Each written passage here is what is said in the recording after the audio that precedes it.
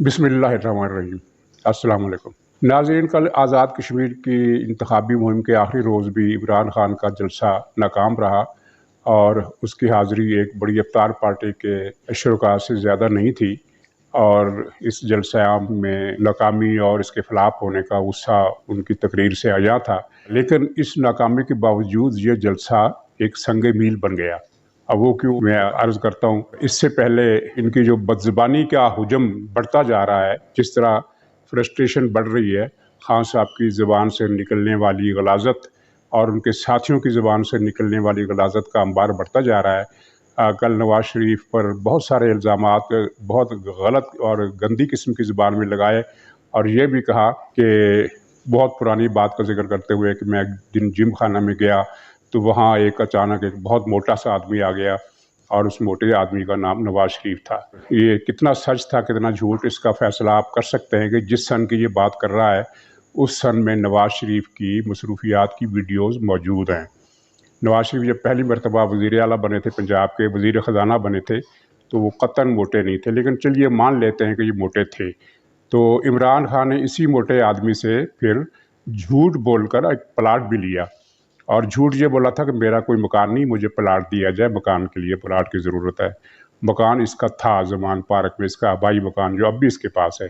वो मकान था। लेकिन इस सादको अमीन का सर्टिफिकेट पाने वाले शख्स ने झूठ बोलकर इसी मोटे आदमी से प्लाट लिया। इसी मोटे आदमी से बाद में 50 करोड़ रुपए का हदिया लिया अपने कारोबारी अस्पताल के लिए और इसी मोटे आदमी की इसने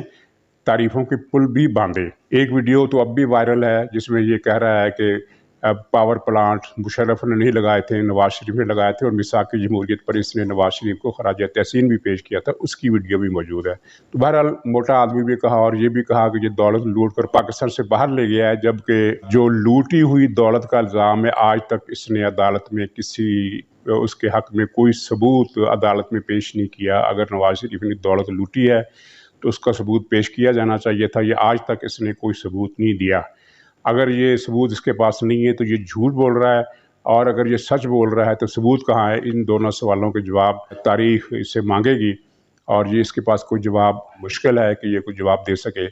और इसके साथी अली अमीन गंडापुर ने फिर वही एक नहायत गंदी और घिनौनी बाजारी किस्म की गुफ्तगू की मरीम नवाज़ के बारे में। और लतीफ़ा ये है कि आज़ाद कश्मीर के इलेक्शन कमीशन ने अली गंडापुर को आज़ाद कश्मीर से निकालने का हुक्म दे रखा 3 दिन से, लेकिन वज़ीर आज़म इमरान खान जो हर तकरीर में कहता है कि कानून सबके लिए होना चाहिए, मैं कानून की हुक्मरानी पर यकीन रखता हूँ, तो वो इलेक्शन कमीशन का मजाक इस तरह उड़ा रहा है कि अपने हर जलसे में अली अमीन गंडापुर को लेकर जा रहा है और उसे बताता है कि आज क्या गालियाँ बकनी हैं और वो गालियाँ बकता है। और इस गालियाँ बकने का जो अंजाम है वो ये है कि हर जगह पब्लिक में इमरान खान को उन गालियों से कई गुना ज़्यादा मोटी गालियाँ पड़ रही हैं जो ये अली अमीन गंडापुरी के मुंह से निकलवा रहा है। ये तो हर गालियों का जिक्र था और साथ ही ये भी कि ये हुकूमत के और इसके सरपरस्तों के जो एजेंट हैं वो सरगर्म हो गए हैं। कल का दिन और परसों का दिन मैंने देखा कि 3, 4, 5 टेलीविज़न चैनल पर ये कैंपेन चलाई जा रही थी कि इमरान खान बहुत मकबूल है आज़ाद कश्मीर में और मकबूलियत का पैमाना ये है कि इसके जलसे में कोई आता ही नहीं है। और एक सर्वे किया गया है, गैलप सर्वे, यानी वो जो फरमाइशी सर्वे कराता है। फरमाइशी सर्वे से मुराद ये है कि जिस तरह आप तंदूर पर जाते हैं और उससे फरमाइशी नान लगवाते हैं कि मेरे नान में ये इतना तिल डाल दो, इतने ये डाल दो, तो वो ज़ाहिर उसी से आपसे पैसे लेता है। जितना अच्छा नान होगा उसकी भरपाई आपको उतनी ज़्यादा देनी पड़ेगी। तो वो जो गैलप सर्वे है वो भी इसी तरह का एक नान बाई की दुकान है। तो उसने सर्वे में बताया है कि आज़ाद कश्मीर में सबसे ज़्यादा मकबूलियत इमरान खान के पास है और इमरान खान मकबूल तरीन शख्सियत है, यानी 67 से 70% तक उसकी मकबूलियत बताई है। और पहले 3 मकबूल तरीन लीडरों में से मरीम का नाम ही नहीं है। बतौर ख़ास उस सर्वे ने ये पॉइंट आउट किया है कि मरीम नवाज़ पहले 3 नंबरों में नहीं है। लगता है कि नान के ख़रीदार ने ये बाकायदा फरमाइश की होगी कि मरीम को चौथे नंबर पर रखा जाए। दूसरे नंबर पर इन्होंने गैलप वालों ने बिलावल को रखा है, तीसरे नंबर पर शहबाज शरीफ को रखा है जो आज़ाद कश्मीर में किसी खाते भी नहीं है, और पहले नंबर पर उस शख्स को रखा है कि जिसके जलसों को सारी दुनिया ने देख रखा है। नाज़रीन, अब आइए इस तरफ के ये जलसा संग मील क्यों बन गया। یہ اسی سنگ میل کا دوسرا حصہ ہے جو وائٹ ہاؤس میں عمران خان نے کشمیر فروشی کا کارنامہ کر کے، کشمیر پر سودا کر کے اور اسے ورلڈ کپ جیتنے کے مترادف قرار دیا تھا،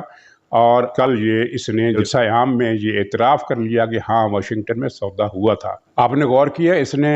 ریفرنڈم کی تجویز دی، یعنی ایک تو پہلے ہی ہاتھ میں بیک قلم جسے کہتے ہیں، وہ کشمیر بنے گا پاکستان کا نعرہ اور پرانا اصولی موقف اس نے ختم کر کے رکھ دیا، اور کہا کہ کشمیریوں کو یہ دو آپشن دیے جائیں گے کہ وہ پاکستان کے ساتھ رہنا چاہتے ہیں یا آزاد رہنا چاہتے ہیں۔ یہ اسی سودے بازی کا ایک حصہ ہے، کیونکہ اس ریفرنڈم میں پہلی بات تو یہ ہے کہ اس ریفرنڈم کی گنجائش قانون اور آئین میں نہیں ہے، لیکن چونکہ عمران خان ایک پیج پر ہے، آئین اور قانون کو کوئی پوچھنے والا نہیں ہے۔ پاکستان کے قانون کے تحت پاکستان پابند ہے اس کیس کا جو وہ اقوام متحدہ میں لے کر گیا تھا اور بھارت بھی لے کر گیا تھا، اور اس کے بعد اقوام متحدہ نے یہ فیصلہ کیا تھا، اور وہ فیصلہ ابھی تک اس کے ایجنڈے پر موجود ہے کہ کشمیری عوام کو رائے شماری کے ذریعے آزادی پاکستان سے یا بھارت سے ملنے کا آپشن دیا جائے گا۔ اب گیم کیا ہو رہی ہے؟ عمران خان کی بھارت سے جو سودے بازی ہے، اس نے جلسہ عام میں کہا میں ہر جگہ کشمیریوں کا کیس لڑوں گا، اصل میں یہ بھارت کا کیس لڑ رہا ہے یہ شخص، اور اس نے کہا کہ کشمیریوں کو ریفرنڈم کا موقع دوں گا، تو اس کا مطلب یہ ہے کہ یا تو یہ صرف آزاد کشمیر میں ریفرنڈم کرائے گا اور اسے پاکستان کو صوبہ بنا لے گا، جس طرح کہ یہ ایک ابتدائی فیصلہ ہو چکا ہے کہ آزاد کشمیر کو پاکستان کا صوبہ بنا کر مقبوضہ کشمیر کے بارے میں خاموشی اختیار کر لی ہے، جو پہلے ہی اختیار کی جا چکی ہے۔ اس میں دوسرا بھی ایک احتمال ہے اور جس کے حق میں بڑے قوی دلائل اور شواہد اور قرائن موجود ہے، وہ یہ ہے کہ آزاد کشمیر میں ایک سازش کے تحت خود مختاری کی تحریک کو پروموٹ کیا جا رہا ہے، اور عمران خان نے کل جس جلسہ ہم نے خطاب کیا تھا پرسوں، وہاں خود مختار کشمیر کی تحریک کا زور کافی زیادہ ہے، اور لگتا ہے کہ عمران خان اس تحریک کو بڑھاوا دینے کے لیے یہ بات کر رہا ہے، اور سازش یہ ہے کہ جب پاکستان آزاد کشمیر میں یہ ریفرنڈم کرائے تو میجارٹی یا سمپل میجارٹی یا تقریباً میجارٹی ان لوگوں کو ہو جائے جو کشمیر کو آزاد ملک بنانے کے حق میں ہوں۔ یہ ایک سازش کا خطرناک پہلو ہے، اور اس خطرناک پہلو کو نوٹس لینے کے لیے پاکستان میں کوئی موجود نہیں ہے، کیونکہ عمران خان کہتا ہے کہ ادارے میرے ساتھ ہیں۔ اداروں کی چلیے بات چھوڑیے، وہ عمران خان کے ساتھ ہے، اس میں بظاہر کوئی شک نہیں ہے، لیکن کشمیر کے کاز کی جو تحریک ہے اس کو بھی خاموش کر دیا گیا ہے، اور مجھے لگتا ہے کہ یہ جو سارا ڈرامہ کیا گیا، پہلے جماعت الدعویٰ کو ختم کرنے کا، پھر جماعت اسلامی کو پرانی ویڈیو کیسٹیں اور ویڈیو کلپ اور دستاویزات دکھا کر بلیک میل کرنے کا کہ آپ نے کشمیر پر کچھ بات نہیں کرنی ہے، یعنی دو بڑی آوازوں کو جو کشمیر کے حق میں اٹھ سکتی تھی ان کو خاموش کر دیا گیا۔ آپ نے دیکھا ہوگا کہ کشمیر پر عمران خان نے بہت کچھ کیا ہے، لیکن جماعت اسلامی نے کوئی بیان نہیں دیا، کیونکہ جماعت اسلامی کو اندیشہ ہے کہ اگر وہ بولے گی تو اسے کشمیر کراس بارڈر ٹیررزم کے حوالے سے اسے بین کر دیا جائے گا۔ لیکن مسئلہ یہ ہو گیا کہ جماعت اسلامی اور جماعت الدعویٰ کو تو خاموش کر دیا گیا، لیکن مسلم لیگ نون اب اس کاز کو لے کر اٹھی ہے اور اس کے پیچھے عوام کی تائید بھی ہے۔ یہ مسئلہ تھوڑا گڑبڑ ہو گیا ہے، اور کشمیری عوام میں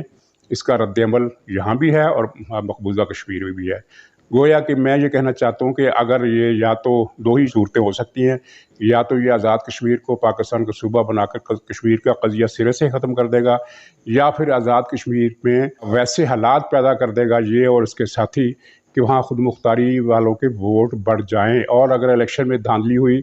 تو یہ بہت سے لوگوں کا خیال ہے کہ اگر دھاندلی ہوئی اور نتیجے بدلے گئے تو خود مختاری کا رجحان وہاں بڑھ جائے گا، اور جب خود مختاری کا رجحان بڑھ جائے گا تو یہ ریفرنڈم کرا دے گا اور آزاد کشمیر سے نجات حاصل کرنے کا اس کا ایجنڈا پورا ہو جائے گا۔ یہ آزاد کشمیر جو ایک آزاد ملک ہوگا، یہ کتنی دیر اپنا وجود برقرار رکھ سکے گا بھارت کے سامنے، یہ مجھے لگتا ہے کہ یہ بھی اس سازش کا ایک حصہ ہے جو وائٹ ہاؤس میں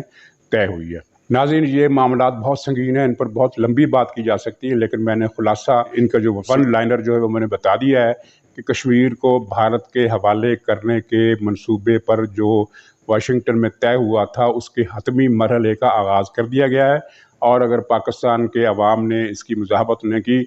تو پاکستان 4 صوبوں کا ملک بن کر رہ جائے گا، اور 5واں کشمیر کا جو ہمارا ایک سوچ ہے کہ کشمیر بنے گا پاکستان کبھی نہ کبھی بنے گا، تو وہ ہمیشہ کے لیے ختم ہو جائے گی۔ ناظرین، آخر میں تھوڑی سی ڈیولپمنٹ یہ جو چین کے مسئلے پر ہوئی ہے، چین اتنا زیادہ مشتعل ہے کہ جب اس نے عمران خان نے شاہ محمود قریشی کو بھیجنے کی کوشش کی تو پہلے تو چین نے انکار کر دیا اس کو ریسیو کرنے سے، پھر دوبارہ منت اللہ اور سماجت دوسرے حلقوں نے کی، جس کے بعد چین نے یہ کہا کہ شاہ محمود قریشی آئے لیکن ہم اس کو کچھ نہیں سمجھتے، کوئی ذمہ دار آدمی ساتھ ہونا چاہیے۔ اب ایک ادارے کا سربراہ وہاں گیا ہے چین، اگرچہ وہ شاہ محمود قریشی کے ساتھ نہیں تھا، اپنے طور پر گیا ہے، اور اب مذاکرات آج ہوں گے، تو ان مذاکرات میں چین کی جو قیادت ہے وہ اصل بات چیت اسی ادارے کے ذمہ دار سے کرے گی۔ شاہ محمود قریشی ایک شامل بازے کے طور پر یا نمائشی طور پر یا ایک پروٹوکول کے طور پر اس وفد میں شامل ہوں گے، لیکن اصل بات ادارے سے ہوگی، اور یہ پاکستان کے لیے ایک اچھی علامت نہیں ہے کہ چین کی عدم اعتمادی اس حکومت پر اتنی زیادہ بڑھ گئی ہے، بلکہ پاکستان کے اداروں پر بھی بڑھ گئی ہے کہ اس نے وہاں یہ کہا کہ ہم سے یہاں آ کر مذاکرات کرو گے ہمارے باشندوں کی سیکورٹی کے لیے، تم کیا کر رہے ہو؟ یہ بہت ہی تشویشناک بات ہے، اور اس کے ذمہ دار عمران خان ہے، شاہ محمود قریشی ہے اور شیخ رشید ہے۔ ناظرین، اسی پر خدا حافظ۔